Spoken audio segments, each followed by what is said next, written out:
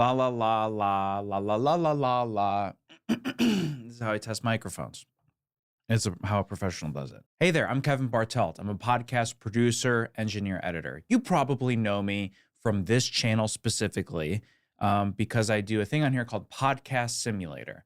It's a lot of fun. Like I've said, I've talked to engineers, editors, producers, just a lot of creators. And I'm very excited about 2025 for a lot of reasons. Podcast Simulator, I got a lot of cool things lined up there. Some big flashy names that I think people will be excited to check out. Also, I'm trying to do more Kevin holds himself accountable things. I do a little bit better with some public pressure. And I thought, what better way to hold myself accountable than to do it on YouTube? This is going to be a big year for me. I'm pretty nervous. I'm going to be producing some new shows, and it will kind of, I don't want to say determine my reputation.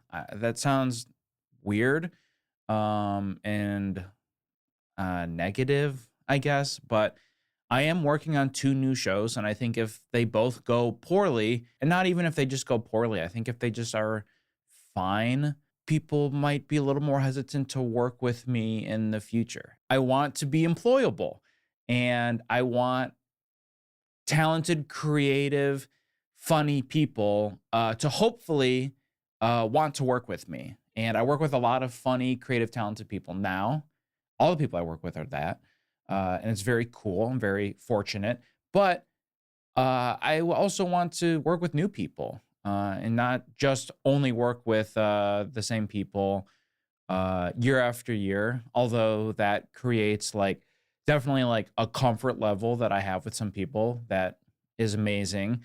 I also, one thing that I've learned in the last 2 years specifically is working with other people on other shows kind of showed me what I was good at and what I was bad at. And we'll talk about that more on these vlogs. But I think for that and a few reasons, I want to try to work on some new shows. So in this quote unquote series, I'm going to talk about 3 shows specifically. I do work on other shows, and I will talk about those as well. But I really want this series to be centered around 3 podcasts. Hollywood Handbook, which is what most people know me from. I've worked on it for a long time now. And 2 shows that have not been announced yet. But the thing about those new shows is, like I said, they're not announced yet. And so I can't really get into too many details because I think people would be pretty upset if it was announced here and not announced by said people. I still am going to be talking about it in a behind the scenes approach and perspective style, I guess. And then when they are announced, which is hopefully in the next couple of months, then I will kind of get even more into it. But the thing that I've noticed every year that I've worked in podcasting is it gets harder and harder, exponentially harder to launch a new podcast. There's just more and more and more competition. Doing a few new shows in the last few years, all of the ones that myself and other people put a ton of effort into the launch, it crushed, and it really set ourselves up for success. So I'm going to be talking about that with the 2 new shows a lot, is just how much effort I'm putting into the launches of those shows, what I'm doing, and how it goes. So one of the shows has already been greenlit by a network. The hosts are signed up. The network is signed up. There's a pretty thorough outline of what the show is going to be about. I've had 2 meetings with the hosts so far. The first one was just kind of a little bit of I don't want to say chemistry test, but just a general meeting to see how the vibes were. Just talking about the show, and it was really fun. And I had recorded one of the hosts already a couple times, and they're super nice. And I met the other 2 for the first time, also super nice. And then we kind of had a little bit of a plan of like, okay, this is kind of a rough idea we have for the show. Me and the co-producer are going to work on a little bit on the side. We got a little bit of homework. Let's hop on a Zoom in a month and see how it goes. So what happened was in this kind of period was essentially like a trial period for me as the producer of the show. I wasn't like officially brought on or anything yet. Myself and the co-producer had like a really good meeting about kind of an outline for what the show could potentially be, and more specifically, a pretty thorough format for each episode, like how it would start, what the first segment would be, what the second one, the variety of it, and pretty good plan. So last month, we hop on a Zoom. It's my second time meeting them. And the co-producer kind of like throws to me and is like, hey, Kevin, do you want to share with them the outline that we were working on? And I was like, sure. I was very nervous, to be completely honest. Probably should have spent a few minutes refreshing myself on that outline. And so was kind of reading it a little bit dry, since, basically looking at it for the first time since we like wrote it. And because it was a Google Doc, I couldn't see them. This wasn't like a screen share. It was like we put the link in the chat, and then I'm just reading a full screen Google Doc. I have no idea. They're not responding at all. I can't see their faces. I have no idea how this is going. I'm just talking for, it's probably 90 seconds, but it feels like 10 minutes. And there's a pause after I finish. My heart is racing. And one of the hosts says, I really like that. I think that's really fun. And I like huge exhale, huge sense of relief. And then I got an email shortly after, like officially asking if I would want to produce the show. So that was really cool. And honestly, like a great way for me, like end the year. Definitely like ended on a high note. So I'm very excited to be working with some like really funny people that have like great reputations too. And yeah, so far we've had literally 2 meetings. So I'm going to be producing that show. I'm not going to be engineering or editing it or handling any of the audio stuff, which will be kind of a first for me. But I'm excited about that because I'm going to put all of that effort into just the production and the content. This kind of happens to me sometimes as I get a little spread thin with the 5 different hats I have to wear. This will be one of the few shows where it's like I'm just the hired producer of the show. So it definitely puts more pressure on me to, bring it with the content and the format that we discussed, because that's all I'm providing for the show. Like if that doesn't go well, it's not like, well, we'll just have him record and edit instead. It's like, if that goes bad, then they're going to be like, can we get someone else? But that last Zoom meeting went really well, and I got a, promising, confident response afterward. The other show I have recorded twice, and I feel really good about both recordings. The first one was amazing. The second one we did a couple days ago. And it was, I'll be completely honest, I feel like I should have brought more. Like it still was like a fun recording, but I think had I brought a little bit more for the host to work off of, it was like a B and it could have been an A. Still a confident one. I've worked with this host before, and so there's no like concerns at all. It just would have been nice. Like I feel like had I brought a little bit more, it would have been really cool if our first 2 recordings were both A pluses. The thing with that show is that show has not been greenlit at all. So we are going to pitch it to a network. The network knows we're going to pitch it to them. And I feel really confident about the show, the host, and the like 5-year plan with the show. I think it is a very evergreen format in that we could do it for a very long time. And I think it really shows off how talented and how funny the host is. And I really like this person too. So It's so much easier working with a sounds stupid. It's so much easier producing a show when you really like the person. So very pumped about that show as well. The last show is Hollywood Handbook, which again, most people know me from that. My point is, this video, I kind of want to just talk about my goals. And then that can be kind of a thing that we check in on with how am I doing with these? Someone asked me recently, like, what's the 10-year plan and stuff? And I was like, buddy, I have no idea. Just to keep working in podcast. I don't really want to have a 5-year plan. Maybe I should, and maybe that's a me problem. But looking too far ahead of the future, I think can kind of put you down a very specific path that is not something that I personally enjoy. I think sometimes what happens with goal setting for me as well is my eyes get bigger than my stomach, which is, fine. But sometimes I set goals that are just like ridiculous.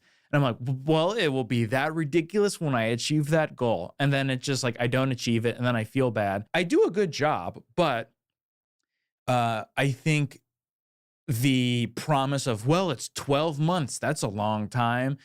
I'm going to spend 365 days all focused on these goals. And that never happens. So I think what I'm going to do, I've seen a few people say that this approach has helped them. I'm going to try to stick with like a quarterly goal for each show. I think it will be significantly easier to maintain because I could set all of these 2025 goals. For example, the second new show, but if it doesn't get greenlit, it's going to it might not happen. Like, we want the show to be on a network. We're going to pitch it to a few places. If it doesn't get picked up, then why did I spend all this time making all these 2025 goals if the show doesn't happen? I don't think we're going to do it independently. I think we want the show to be on a network. I just don't want to spend a bunch of time making a thorough 2025 goal. And then in 2 months, I'm like, well, that show's done. It's not happening anymore. I think it is much more attainable to look at it like in 3-month chunks.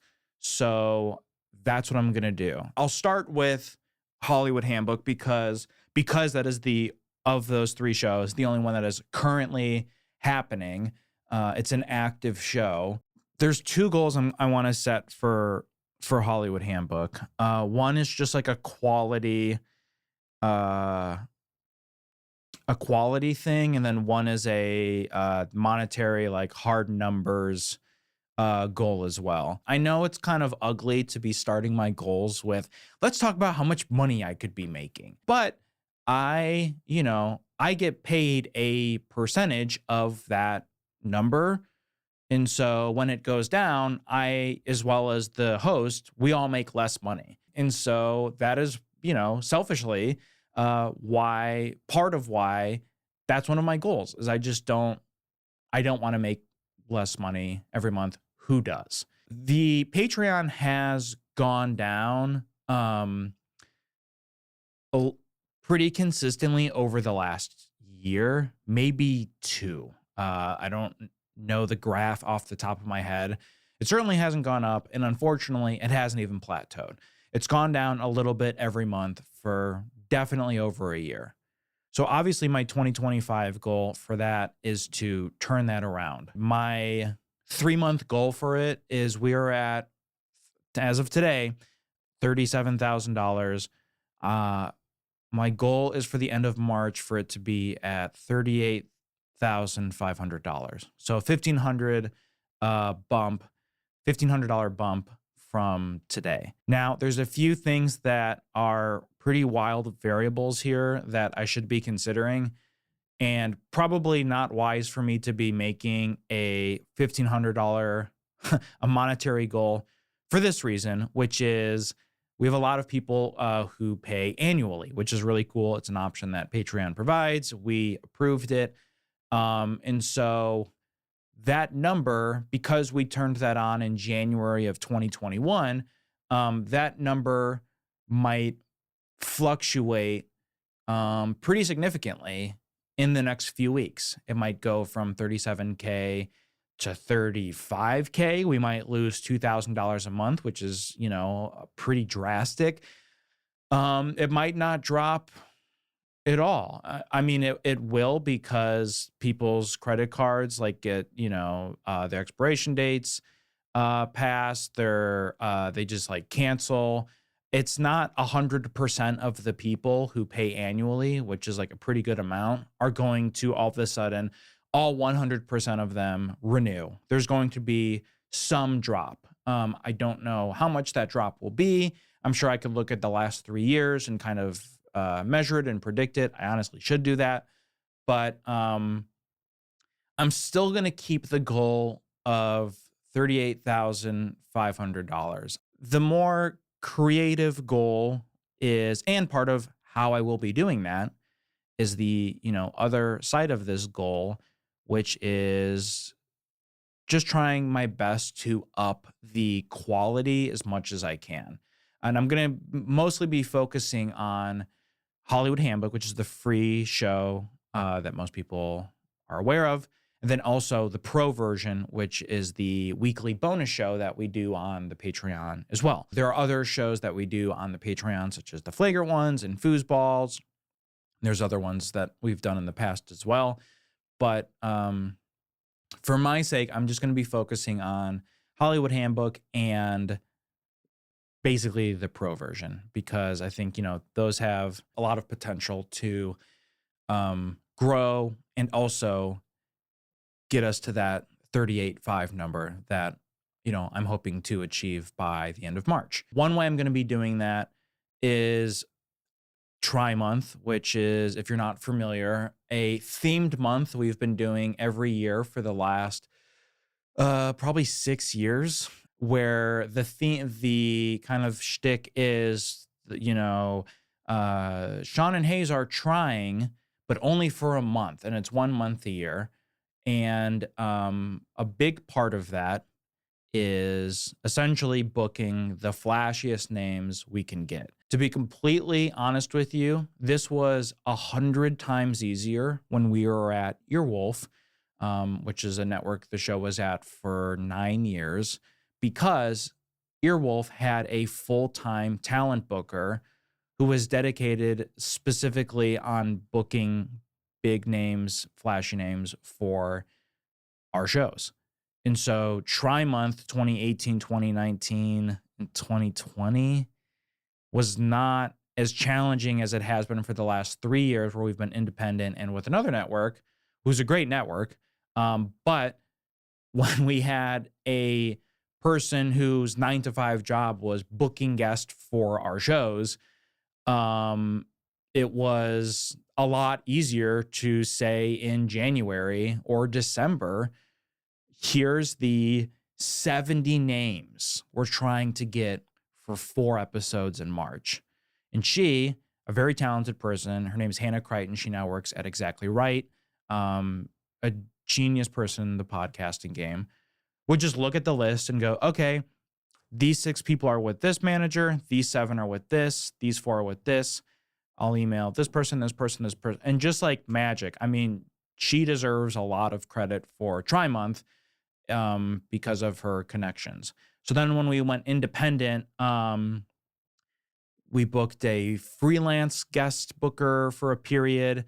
And then I bought a IMDb Pro account, which gives you access to managers and agents' emails and stuff. And so I still use that to this day. It's literally harder every single year doing Tri-Month. And to be completely honest with you, I kind of dread it. It's a ton of work for me.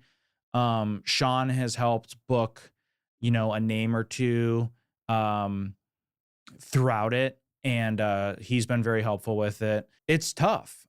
So something we did in 2020 was, or 2021 was, I think we did this thing called the Podcaster's Promise, where we just had on like fan favorites and kind of paired them with the boys and had this like recurring theme.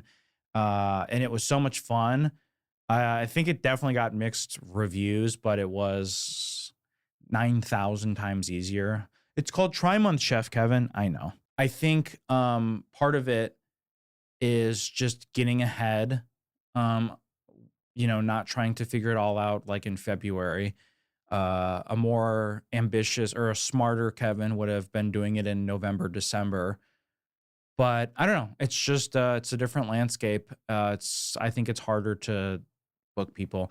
That being said, my goal is for it to have a very successful try month. And the last one, I got married that month. The year before that was very busy. Just kind of like a lot of things going on in March. So this one, I just want to, and again, this is part of why I'm doing these videos, is to like hold myself accountable. So me and you, the viewer, we can check in with each other of like, how are we doing? I'm not going to be like, okay, I booked this person, but I will say, maybe hopefully in a couple weeks, I could say one of the 4 or 5, I don't know how many Tuesdays are in March this year. One of the 5 guests are confirmed. So 1 down, 4 to go, stuff like that. I can be transparent with you guys about how it's going. So if we're doing these in March, late February specifically, and I'm like, I got no one, it's going to be some high pressure weeks for Chef Kevin. Another thing that's really important for me, and I kind of got called out on this, is for a last minute booking of this super funny guy, Andrew from the podcast But Outside. I get called out on texting Sean and Hayes like, hey, for tomorrow, can Andrew do it? It was like a very last minute booking on my part. And that's a little sloppy. That's not really the best way to be producing. It's just kind of, I was really busy and just was not able to jump in and try to get a few weeks ahead, which is exactly what my other goal is. I want to be a few weeks ahead through March. Not that we need to have like 3 guests recorded at all times, but just knowing like this week we're recording with this person, next week we're recording with this person, and they're both confirmed. That takes so much pressure off of me, which is good. So those are kind of my 2 things for like right now: a solid try month, being a few weeks ahead, and then the very ambitious goal of the like $1,500 bump. You'll be able to track. You go to patreon.com/Hollywood Handbook. You will see how that number is doing. Like I said, January 5th, it's at 3,700 flat right now. Maybe if you're watching this, it's at 37.4 or it's at 36.1. So hopefully it's going up. And we will check in next week and see how that goes. With the other 2 shows, one of them, like I said, is greenlit. I just want to be, we're going to be recording in February. So kind of the main goal I have for that is, again, a 2-pronged thing. Setting the host up for success. So when we do our first recording, it goes as well as it possibly can. These 3 people, to my knowledge, have all been on podcasts, but have never been a podcast host. I really want that first recording experience for them to be so fun because they're great people. I just want to set everyone up for success, myself included. Apologies, kind of a vague goal there, but we're recording in February. I want to just make sure that those 3 days we're recording that week go really well. And so we can check in next week on like how I'm doing that. And then the other show that has been recorded and edited, I just need to make a few tweaks for the 3rd version of the pilot. I think there's going to be 4 versions of the pilot, maybe 5, which is a lot. However, little fun fact, pilots typically have by far the most amount of versions than any other episode. I've worked on pilots that have had 9, 10 versions. Friends of mine have done it where there have been 15. I heard of one show that had 38 versions of it, which is insane and very dumb, I think. My point is, because the pilot is a high pressure episode and you're kind of figuring out what the show is, that's when you get the most amount of cuts in my experience. So I want to get that pilot to a point where we're ready to send it to the network, because if that's good to go, hopefully the network greenlights it. So that's kind of like the three things I'm going to be focusing on for the next 3 months. And I'm going to check in with everybody next week with more details about those 3 shows and how they're doing. And I'm also going to talk maybe a little bit on the side just about other shows that I'm working on and my experience with those as well. So that's it. Thank you everyone for watching. I'm really excited about doing this, and I hope people, are interested in it. And if not, they might be able to just learn a little bit about the behind the scenes of some shows they like or some hosts that they like. And yeah, I'm pumped and very grateful for everyone for watching this. So I will see everyone next Thursday. Bye.